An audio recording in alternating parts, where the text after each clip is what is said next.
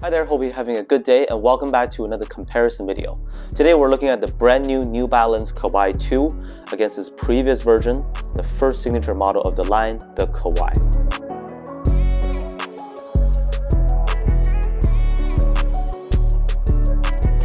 As usual, I will provide my opinion on which one I think is better towards the end, because what's the point of comparing two things if you can't come up with a final decision, right? Now, before we begin, just to clarify, I did pick up the Kawhis very recently. One, to make a video, obviously, but more importantly, these were on sale.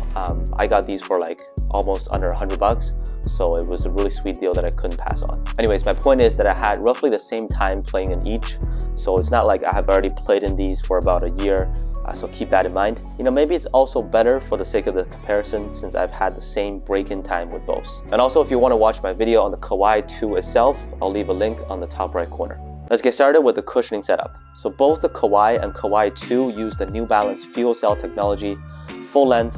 Fuel cell doesn't really give you a crazy bounce or compression like the Nike Zoom Air does, but it provides more of a low-key comfort, and I honestly think that it works better than the excessive Zoom Air units on some Nike shoes.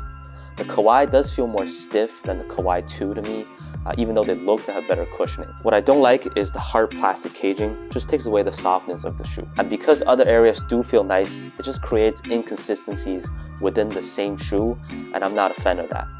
No such issues with the Kawhi 2, however. With the core feel, I clearly prefer the Kawhi 2. From the way they feel, the Kawhi 2 really reminds me of the Omnis, which was one of my favorite basketball shoes of all time. The Kawhi, on the other hand, had a bad core feel to me. I'd give it a fail, especially because this area here, it's like really tight, snug around my feet, even though the toe area feels fine. And like I said, some parts of the shoe felt nice, but certain areas were stiff, like here and also here around the heels. It was overall just a weird feeling putting them on, and I personally didn't like it. Not easy to break it. For traction, they use very different traction patterns. The Kawhi, this pair I have, has a translucent outsole, multi-directional pattern. They do stop well, but it is very silent. You don't really hear any squeaky sounds while you're playing in them.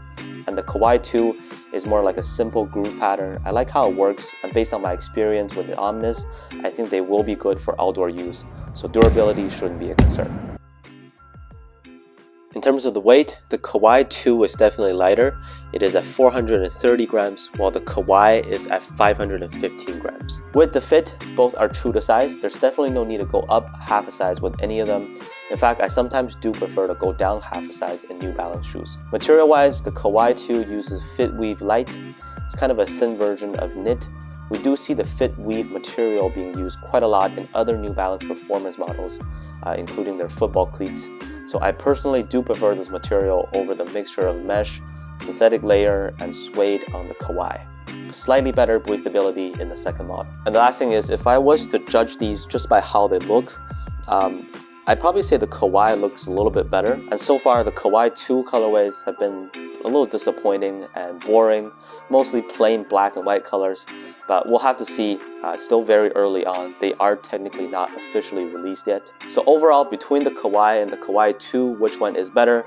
I'm definitely going with the Kawhi 2. Not just because it reminds me of the Omnis, but also because of the much better core feel, solid traction, easier break-in and fit.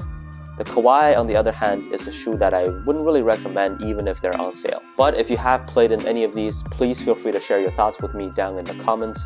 Also, let me know which other comparisons you'd like to see. That's all for this video. Thank you so much for watching, and I'll see you on the next one.